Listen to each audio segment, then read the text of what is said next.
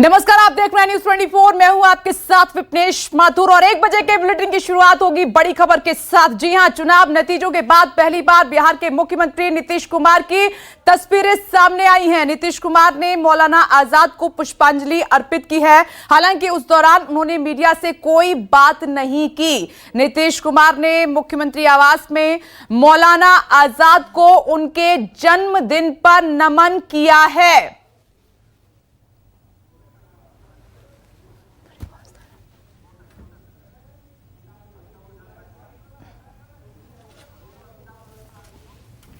और इस खबर पर मेरे सहयोगी अमिताभ ओझा जुड़ गए हैं। अमिताभ, ये देखिए, जीत के बाद पहली बार तस्वीरें नीतीश कुमार की हम देख पा रहे हैं। मौलाना आजाद को नमन किया है, तैयारियां आगे की चल रही हैं, अपडेट क्या है?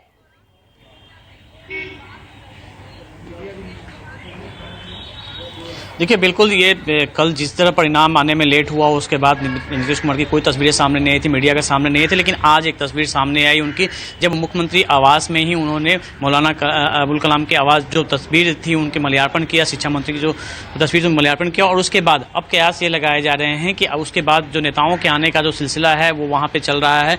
अशोक चौधरी जो वो वहाँ पर आए थे और इसके बाद कहा जा रहा है कि दोपहर में एक बैठक बुलाई गई है और उस बैठक के बाद हो सकता है कि जेडीयू के नेता या फिर मुख्यमंत्री नीतीश कुमार मीडिया के सामने आएंगे। और साथ ही एक राज्यपाल से औपचारिक मुलाकात की बात भी कही जा रही है। हालांकि अभी राजभवन के जो हमारे सूत्र हैं वो बता रहे हैं कि ऐसी भी जानकारी नहीं, लेकिन दोपहर के बाद राज्यपाल से एक औपचारिक मुलाकात एनडीए के नेता कर सकते हैं। ठीक है अमिताभ, आप बने रहें। एक और खबर इस बीच में वो ले लेती हूं जिस पर आप अपडेट दे भी रहे हैं, लेकिन ये तस्वीरें आपके सामने देखिए। जीत के बाद नीतीश कुमार सामने आए हैं और आवास पर उन्होंने मौलाना आजाद को नमन किया, पुष्पांजलि अर्पित की है, लेकिन मीडिया से कोई बात नहीं की है। नीतीश कुमार 15 साल मुख्यमंत्री रहने के बाद अगली पारी के लिए तैयार हैं और उसी की तैयारियां चल रही हैं। वहीं मुख्यमंत्री आवास में जेडीयू नेताओं की बैठक चल रही है। इस वक्त की एक और बड़ी खबर, बैठक में पार्टी के कई बड़े नेता शामिल हो रहे हैं। सूत्रों का दावा है कि बैठक में सरकार गठन पर चर्चा हो सकती है। बताया जा रहा है कि नीतीश कुमार आज ही उसके बाद राज्यपाल से मुलाकात के लिए समय मांग सकते हैं और फिर आज ही गठबंधन के साथियों के साथ राजभवन जाकर सरकार बनाने का दावा पेश कर सकते हैं। और इस खबर पर सीधे रुख करूंगी सौरभ कुमार का। सौरभ, आपके पास आ रही हूं। देखिए, टीवी स्क्रीन पर तमाम जो न्यूज 24 संवाददाता हैं वो मौजूद हैं और इस बड़े जश्न पर, तैयारी पर पल पल की अपडेट दे रहे हैं। सौरभ, आपके पास सीधे, बहुत महत्वपूर्ण बैठक चल रही है, उसके बाद राज्यपाल का भी रुख कर सकते हैं नीतीश कुमार।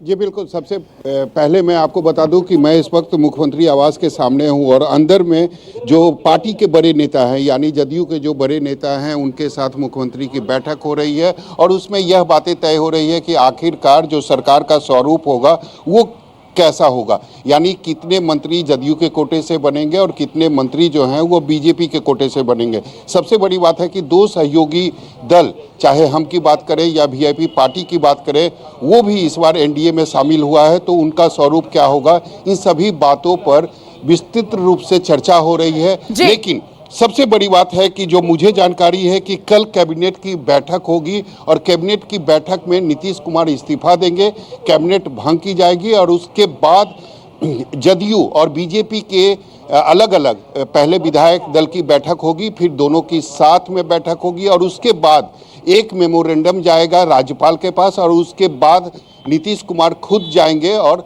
राज्यपाल के पास और वो सरकार बनाने का दावा पेश करेंगे। फिलहाल ऐसा माना जा रहा है कि 1-2 दिनों में यह सारी चीज़ें तय होगी, लेकिन जो शपथ ग्रहण का कार्यक्रम होगा वह दिवाली के बाद और छठ पूजा के बीच में होगी। जी, कड़ी चुनौती के बाद सौरभ, काफी टफ फाइट मिली, एनडीए को पूर्ण बहुमत मिला है। बाकी कोई दिक्कत की बात तो नहीं सौरभ वहां पर? जी, एक छोटी सी दिक्कत जरूर आ रही है बीजेपी के तरफ से। बीजेपी के जो कार्यकर्ता हैं या छोटे जो नेता हैं वह इस मांग को लेकर लगातार मांग कर रहे हैं कि नीतीश कुमार को मुख्यमंत्री का पद छोड़ देना चाहिए। चूंकि संख्या बल में बीजेपी काफ़ी आगे है तो नीतीश कुमार को मौका देना चाहिए कि इस बार जो मुख्यमंत्री हो वह बीजेपी के कोटे से हो। लेकिन ये बातें अभी तक बीजेपी के जो बड़े नेता हैं उनकी तरफ से नहीं आ रही है। बीजेपी के जो बड़े नेता हैं उनका कहना है कि देखिए, चुनाव के पहले ही हमने कहा था कि संख्या बल चाहे कुछ भी हो लेकिन हमारे मुख्यमंत्री नीतीश कुमार ही होंगे, तो निश्चित रूप से। लेकिन ये बातें रह के बीजेपी के कार्यकर्ता, सौरभ, मैं लौट रही हूँ आपके पास, अपडेट के लिए आऊंगी, लेकिन इस बीच एक और खबर का हमें रुख करना होगा। बिहार में एनडीए की जीत के बाद बीजेपी नेता और डिप्टी सीएम सुशील कुमार मोदी से न्यूज 24 ने खास बातचीत की है। सुशील कुमार मोदी ने कहा कि चिराग पासवान की वजह से एनडीए को नुकसान पहुंचा है, एलजेपी की वजह से जेडीयू को 25 से 30 सीटों का नुकसान भी हुआ है। सुनिए जरा। चिराग पासवान ने जिन उम्मीदवारों को खड़ा किया तो उसके कारण जनता दल को 25 से 30 सीटों का कम से कम नुकसान जरूर हुआ है। और जो अलग अलग दलों के जो विद्रोही उम्मीदवार थे उनको एक छतरी मिल गई, और वो अगर लोजपा नहीं होती तो कोई और पार्टी से लड़ते। यानी जो लोग लड़े, चुनाव लड़ने वाले लोग थे, वो चुप बैठने वाले लोग नहीं थे और दमदार लोग थे। तो उन लोगों ने चुनाव लड़ा, उनका उद्देश्य जीतना नहीं था, उनका था कि भाई हम किसी तरह से राजनीति में बने रहें। तो निश्चित रूप से लोजपा के कारण एनडीए गठबंधन को भारी नुकसान बिहार के अंदर हुआ। और वही बिहार में एनडीए की जीत और अपनी पार्टी की करारी हार के बाद एलजेपी अध्यक्ष चिराग पासवान भी मीडिया के सामने आए हैं। न्यूज 24 से खास बातचीत में चिराग ने क्या कुछ कहा है, आपको सुनवा देते हैं, सुनिए जरा। परिणाम के बाद यह सब लोग जानना चाहते हैं कि आखिर चिराग पासवान ने ये कौन सी राजनीति लड़ाई लड़ी जिसमें वो कहीं का नहीं रहे। इस वक्त खुद हमारे साथ चिराग पासवान है। ये कौन सी लड़ाई थी? देखिए, लड़ाई पार्टी के अस्तित्व को खड़ा करने की, पार्टी के जनाधार को बढ़ाने की और तमाम उन बंधनों को तोड़ने की जहाँ पे कहा जाता था कि भैया लोक जनशक्ति पार्टी का क्या जनाधार है, क्या इनके पास तैयारी है, क्या इनके पास प्रत्याशी है, कहाँ चुनाव लड़ेंगे, कैसे चुनाव लड़ेंगे, अकेले लड़के देख लें। तो भाई अकेले लड़के देख लें, जो चुनौती देते थे वो तो अकेले लड़ने की हिम्मत दिखा नहीं पाए और किसी के समर्थन के बाद भी वो अपना जनाधार बचा नहीं पाए। बड़ी मुश्किल से गठबंधन का वो हिस्सा बने रहने में वो कामयाब रहे हैं। तो ये जवाब है उन लोगों का। आज की तारीख में जो लोग मुख्यमंत्री बन रहे हैं वो कहीं ना कहीं 55-60 लाख के आसपास वोट पाकर वो मुख्यमंत्री बन रहे हैं। आज बीजेपी के नेता तो कह रहे हैं ना कि चिराग की वजह से 30-35 सीटों का एनडीए को नुकसान होगा। देखिए, मुझे लगता है कि आंकलन उनका जब सही रहेगा तो उनको समझ में आएगा कि वो नुकसान जनता दल यूनाइटेड को था। और ये नुकसान मैंने शुरू से इस बात को स्पष्ट किया कि जनता दल यूनाइटेड को मैं चाहता हूं, क्योंकि मेरा विश्वास नहीं है मौजूदा मुख्यमंत्री नीतीश कुमार जी पर वहीं दूसरी तरफ मैं ज़रूर चाहता था कि भारतीय जनता पार्टी का प्रदर्शन बेहतर है। मुझे खुशी है कि मेरे एक लक्ष्यों में से ये भी था कि भाजपा, मैंने निरंतर इस बात को बोला था कि भाजपा आगे बढ़े, ये मेरा लक्ष्य है। मुझे खुशी है कि ऑलमोस्ट देयर, मतलब बिहार की सबसे बड़ी पार्टी, एक सीट के डिफरेंस से जहाँ तक मेरी जानकारी है शायद वो चुके हैं, बट बिहार की सबसे बड़ी पार्टी भारतीय जनता पार्टी बनकर उभरी है, ये खुशी की बात है। और इस खबर पर सीधे रुख करेंगे अमित कुमार का। अमित, देखिए अब चारों तरफ से रिएक्शन भी आ रहा है, खासकर जो एलजेपी का रिएक्शन है चिराग पासवान का, वो काफी महत्वपूर्ण हो जाता है।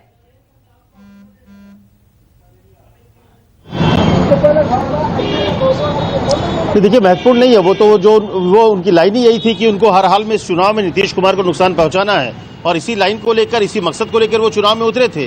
उन्होंने पहले ही कहा था कि उनके पास खोने के लिए कुछ भी नहीं है, वो हर हाल में नीतीश कुमार को हराना चाहते हैं और इसीलिए उन्होंने जहां जहां नीतीश कुमार ने अपने कैंडिडेट उतारे थे, जहां जहां जेडीयू ने अपने कैंडिडेट उतारे थे, वहां पर एलजेपी के कैंडिडेट थे और कई सीटों पर 20 से 25 हजार वोट पाकर उन्होंने हराया है और वहां पर एनडीए की हार हुई है। और यही बात को सुशील मोदी ने कहा है कि करीब 25 से 30 ऐसी सीटें हैं जहां पर सीधे जेडीयू को नुकसान हुआ, इसका मतलब है कि सीधे एनडीए को नुकसान हुआ। तो ये महत्वपूर्ण लाइन नहीं है। चिराग ने ये शुरू से ही कहा था कि मुझे हर हाल में नुकसान पहुंचाना है, लेकिन सरकार बन गई और जब सरकार बन गई, बहुमत आ गया, तो निश्चित तौर पर सबसे बड़ा नुकसान अगर किसी का हो रहा है इस पूरे सियासी समीकरण में तो वो चिराग है, क्योंकि चिराग को शायद लग रहा था कि नुकसान करेंगे, 22 सीटें जेडीयू हारेगी, एक समय आएगा जब जो चाबी होगी, सत्ता की चाबी होगी, वो उनके पास होगी 5 या 6 या 10 सीटों के साथ। लेकिन ऐसा हुआ नहीं।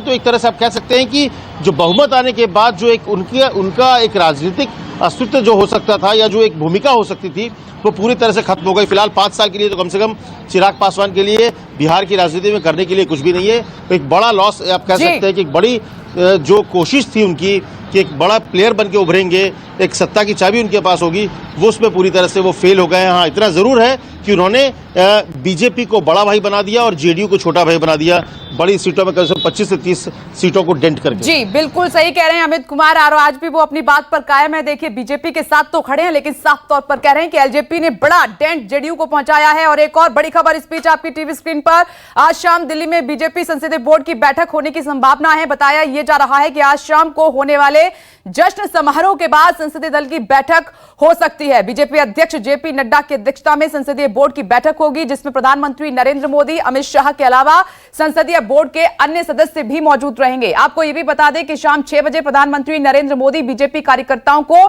संबोधित करने वाले हैं और इस खबर पर लगातार हमारी नजर बनी हुई है, पल पल की अपडेट पहुंचा रहे हैं। और ज्यादा जानकारी के लिए सीधे रुक कर लेते हैं, मेरे सहयोगी मनीष कुमार जुड़ गए हैं। मनीष, जरा इस खबर पर अपडेट दीजिएगा क्योंकि आज का दिन बेहद खास है।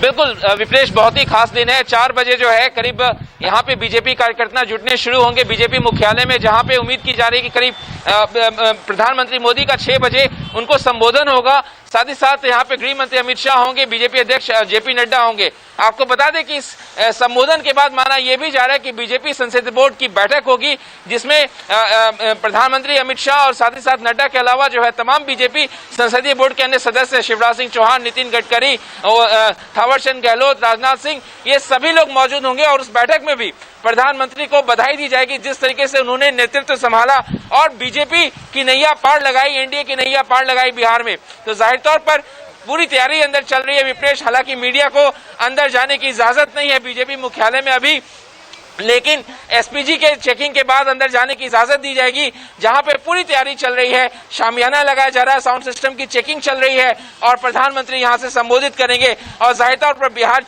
में जो जीत मिली है उनके नेतृत्व में, उसको लेकर वो पूरे बिहार वासियों के साथ और अपने कार्यकर्ताओं को संबोधित करेंगे।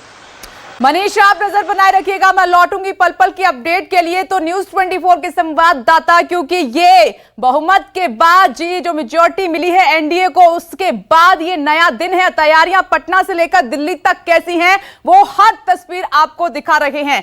जश्न का दिन है, तैयारियां जोरों पर चल रही है। इसी बड़ी खबर के साथ यहाँ रुकना होगा। नमस्कार, मैं हूं मानक गुप्ता। अगर आपको हमारा ये वीडियो पसंद आया हो तो इसे लाइक और शेयर जरूर करें और हाँ, हमें सब्सक्राइब और फॉलो करना ना भूलें ताकि आप देश और दुनिया की कोई खबर मिस ना करें। तो जुड़े रहिए हमारे साथ और देखते रहिए न्यूज़ 24।